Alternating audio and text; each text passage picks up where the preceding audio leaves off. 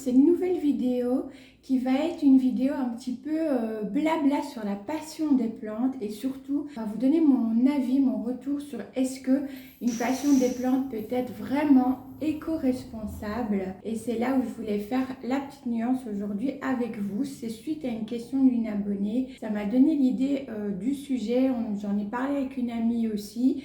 Et elle, pareil, trouvait ça hyper intéressant, donc je voulais faire cette toute petite vidéo-là avec vous aujourd'hui. Et là où je vais faire la nuance, c'est avec le terme éco-responsable au lieu de écologique. La passion des plantes, pour moi, n'est absolument pas écologique, du tout.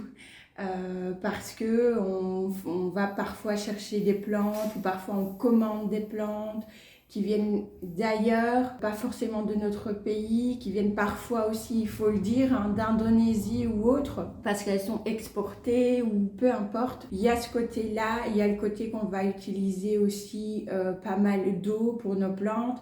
Certains vont utiliser aussi pas mal d'électricité, notamment avec les lampes horticoles, les tapis chauffants, voilà. Toutes sortes de choses comme ça qui sont assez consommatrices d'énergie. Il va y avoir aussi le côté de la sphène, de la tourbe, vous voyez, un petit peu tout ça aussi qui n'est pas du tout écologique, on le sait aujourd'hui et on l'entend de plus en plus souvent. Par contre, est-ce qu'on peut être passionné de plantes et avoir une passion qui est éco-responsable? Là, ma réponse est oui. Pour moi, il y a une différence entre ce qui est véritablement écologique et ce qui va être plutôt éco-responsable. Quelque chose d'écologique, c'est quelque chose qui, de par nature d'elle-même, je vais dire quelque part, va ne pas avoir d'impact ou avoir très très peu d'impact sur l'environnement notamment. Par contre, quelque chose qui est éco-responsable, c'est quelque chose qui va tendre à avoir le moins d'impact possible. C'est là où il y a la nuance pour moi. Donc oui, on peut avoir une passion des plantes éco-responsable. Comment? Par plein de petits gestes différents et c'est tout à fait propre à chacun. Encore une fois, ici, c'est pas du tout une vidéo pour critiquer ou démentir ou ce genre de choses, pas du tout. Je trouvais juste le sujet hyper intéressant à aborder puisque ça m'est déjà arrivé quand je parlais que je faisais attention aux produits que j'allais utiliser pour moi-même, etc. Pour laver mon linge ou quoi. Oui, j'ai déjà eu, c'est très rare comme je dis, mais ça m'est déjà arrivé 2 ou 3 fois d'avoir des commentaires du style mais de toute façon tu es passionné de plantes donc tu peux pas être éco-responsable. Alors que si, voilà, la nuance elle est faite. Il y a le côté écologique et le côté éco-responsable, c'est pas vraiment la même chose à mon sens. En tout cas, n'hésitez surtout pas à me partager votre avis à vous en commentaire, vraiment ça m'intéresse beaucoup. Si vous faites aussi cette disparité là entre les deux ou si pour vous, non, si c'est éco-responsable alors c'est écologique et vice versa. N'hésitez pas à me donner votre avis. Je fais cette vidéo pour ça aussi, avoir un petit peu vos retours, vos propres ressentis. Qu'est-ce que vous pensez sur ce sujet-là? Mais donc, pour moi, comme une passion peut être éco-responsable, je vais vous donner un petit peu ce que moi je fais ici à la maison pour être la plus éco-responsable possible dans ma passion des plantes. Alors déjà, j'ai énormément réduit depuis le début ma consommation de plantes, je vais dire ça comme ça, je ne les mange pas, je vous rassure, mais plutôt dans l'achat. Voilà, avant, au tout début, c'était beaucoup d'achats compulsifs, je voyais une plante, je voulais la même. Voilà, on connaît l'effet un petit peu des réseaux sociaux aussi. Là, ça fait vraiment plusieurs années, j'en ai déjà parlé d'ailleurs dans d'autres vidéos, je crois que la première remonte il y a 2 ans, 2 ou 3 ans, je ne sais plus. Mais c'est vrai que voilà, je n'achète plus de plantes d'intérieur à outrance, je vais dire de manière compulsive.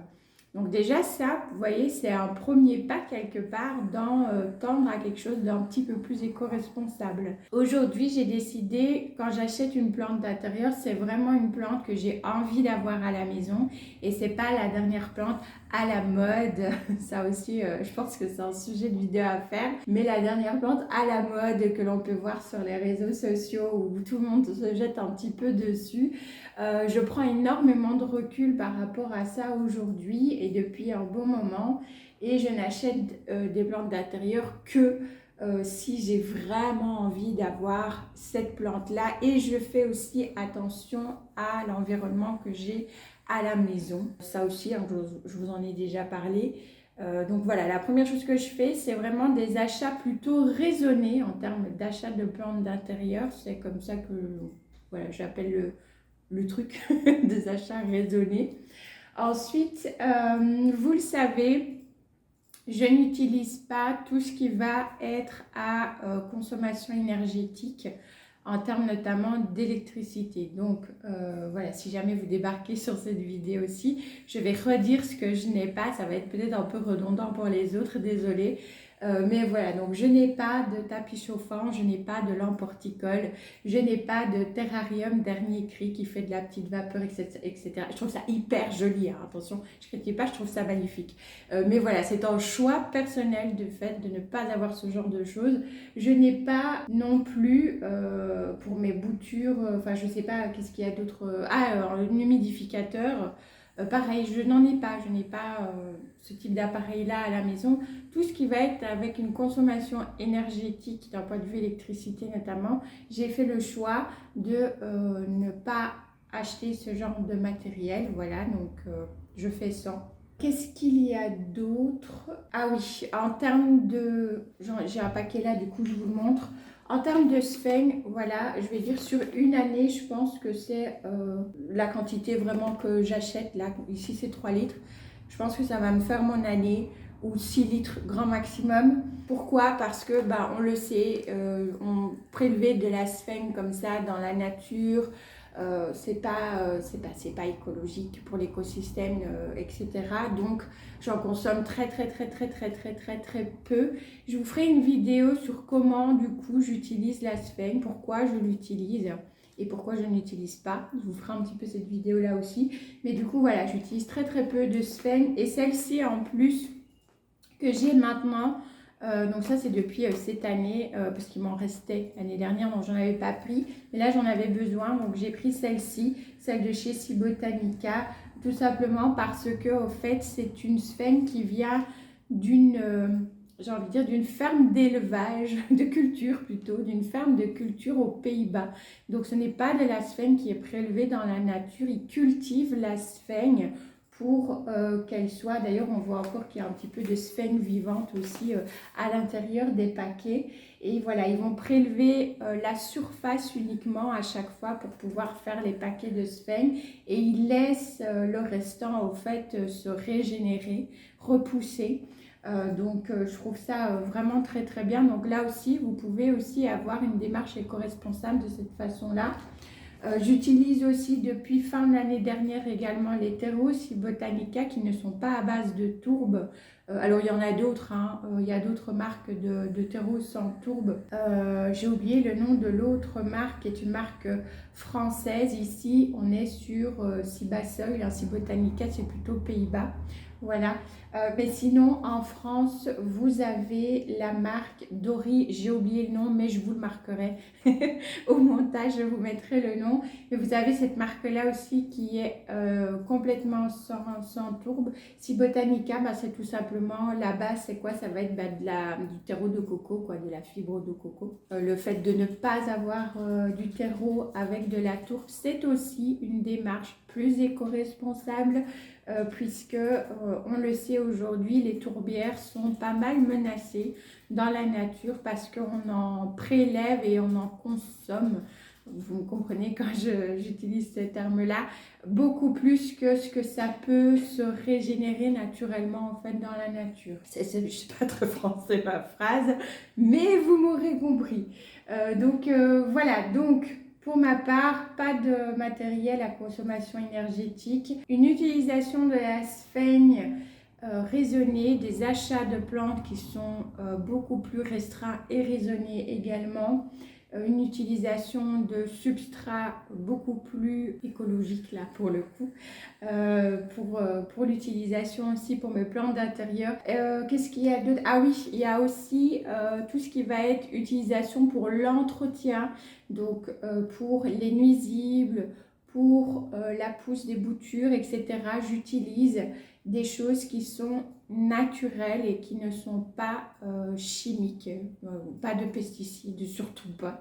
Voilà, je ne veux pas en utiliser, donc vous le savez, mais je vous redis ici, j'utilise les produits Ayako et également les fertilisants de la marque BioBiz qui sont des engrais organiques. Voilà, donc je préfère utiliser ça et ça me va très bien, même si j'ai des nuisibles. Là, c'est une vidéo que je vous ferai aussi par la suite sur mes Monstera notamment.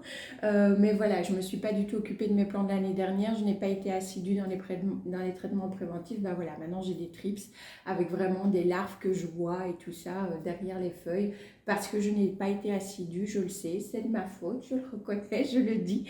Voilà, mais c'est pas pour ça, pas parce que je vois qu'il y a des trips que je vais aller courir en jardinerie chercher un produit chimique ou potentiellement avec des pesticides. Je m'y refuse tout simplement pour ma santé, celle de mon mari, de ma fille, de mes animaux. Je ne veux pas avoir ce type d'utilisation ici à la maison. Donc voilà, des produits aussi des produits bio, j'ai envie de dire, voilà, pour l'entretien de mes plantes. Et je dirais le dernier point qui me chiffonne par rapport à ça, qui mettra encore un point supplémentaire pour cette démarche éco-responsable que j'ai avec ma passion des plantes, c'est en ce qui concerne la consommation d'eau. Voilà. Pourquoi? Parce qu'actuellement, j'utilise encore l'eau du robinet et ça me chiffonne beaucoup. Mais voilà, on ne sait pas faire tout d'un coup. Et c'est vrai qu'avec monsieur l'assistant, on pensait mettre à l'extérieur, notamment aussi pour le potager, de mettre des récupérateurs d'eau de pluie, un ou plusieurs, on verra bien. Et on l'utilisera pour l'extérieur. Et si je peux aussi, si on a une récolte d'eau de pluie suffisante, ça me permettrait de l'utiliser également pour arroser mes plantes d'intérieur. Donc voilà, dans ma démarche éco-responsable, je dirais c'est il me semble le seul et le dernier point sur lequel il faut encore que je travaille, que je mette des choses en place pour ce côté-là, d'avoir une consommation d'eau plus raisonnée et réfléchie par rapport encore une fois à ma passion des plantes. Cette vidéo c'est vraiment uniquement sur la passion des plantes, je ne mets pas tout le reste. C'est vraiment juste, je trouvais ça hyper intéressant ce sujet-là au fait. Donc n'hésitez vraiment pas à me dire en commentaire ce que vous en pensez. Est-ce qu'on peut avoir une passion des plantes raisonnée et éco-responsable? Pour moi du coup la réponse est oui, avec toutes sortes de petits ajustements comme ça, encore une fois vraiment propres à chacun, parce qu'il y a énormément, pour moi je trouve, de critères qui font que on va pouvoir mettre certaines choses en place et d'autres non. Juste, voilà, je vais parler juste de récupérer l'eau de pluie. Une personne qui est en appartement, qui n'a pas d'extérieur, qui n'a même pas de balcon, ça va être, enfin je veux dire, il ne faut pas se leurrer, ça va être vachement plus compliqué, voire même impossible, je dirais, pour elle de récupérer de l'eau de pluie en suffisance pour pouvoir arroser ses plantes d'intérieur. Et c'est ok, ce n'est absolument pas grave.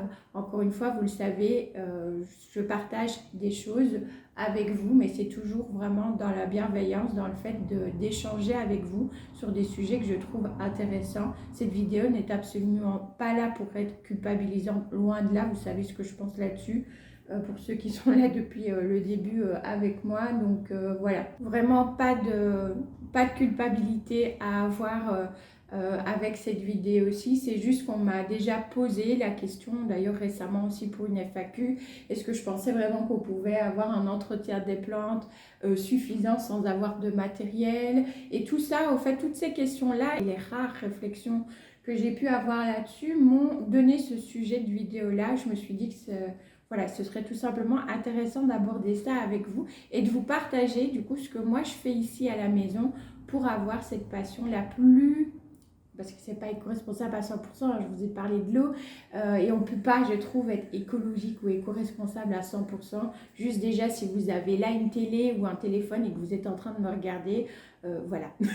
Donc pour moi, on peut pas être à 100% écologique et à 100% éco-responsable non plus. On fait tout simplement ce que l'on peut avec nos moyens. Voilà, c'est quelque chose de très important, vous voulez mettre en avant aussi, pour aussi déculpabiliser par rapport à ça. On fait vraiment ce que l'on peut, et ce que l'on fait, eh ben, c'est déjà très bien pour notre planète, pour l'environnement, pour nous, pour nos enfants aussi plus tard. Voilà, on fait ce qu'on peut et je voulais vous partager dans cette vidéo mon retour, mon ressenti par rapport à ça et ce que moi je faisais à la maison dans l'optique justement de cette démarche. Voilà, j'espère que cette vidéo un petit peu différente vous aura plu. N'hésitez pas encore une fois à me dire en commentaire vos ressentis à vous. Est-ce que ça vous parle déjà? Est-ce que vous êtes en dehors de ça, que ce n'est pas quelque chose auquel vous avez déjà réfléchi? Ce n'est pas une question que vous vous êtes posée peut-être? N'hésitez pas vraiment à me partager tout ça en commentaire, ce sera avec plaisir que j'échangerai avec vous. N'hésitez pas à échanger entre vous aussi, de manière toujours bienveillante, hein, bien sûr. Mais n'hésitez pas à partager aussi et à échanger comme ça entre vous. Vous le faites de temps en temps et moi j'adore quand je vous vois un peu chacun discuter aussi entre vous comme ça sous les commentaires. C'est un peu ça une communauté aussi quelque part. C'est de partager moi avec vous, vous avec moi, mais également vous entre vous. Voilà, via les commentaires. C'est un peu le principe aussi et c'est ce qui est chouette. Donc n'hésitez vraiment pas. N'hésitez pas aussi à mettre un petit pouce du coup si la vidéo vous a plu et puis à vous abonner. Bien sûr, comme d'habitude, si le contenu vous plaît et que le cœur vous en dit. Moi, je vous fais plein de gros bisous green et on se retrouve dimanche pour une vidéo plan. Ciao, ciao!